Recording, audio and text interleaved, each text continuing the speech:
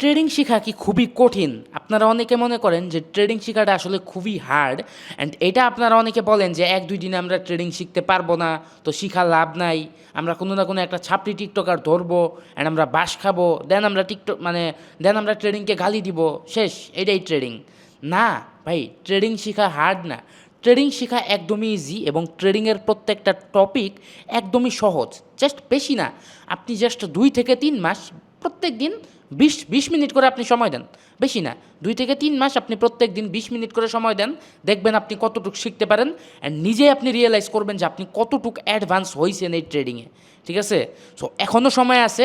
এইসব ছাপরি টিকটকারদের উপর ফুল ডিপেন্ডেন্ট না হইয়া ১০ মিনিট করে হইলেও প্রত্যেক দিন সময় দেন, গ্যারান্টি দিয়ে বলতে পারবো ৩ মাসের ভিতরে আপনি অনেক কিছু শিখবেন। ঠিক আছে? অ্যান্ড ট্রেডিং শিখতে হবে স্টেপ বাই স্টেপ, তাইলে আপনার কোনো হার্ড এমনিও লাগবে না। আশা করি বুঝতে পারছেন।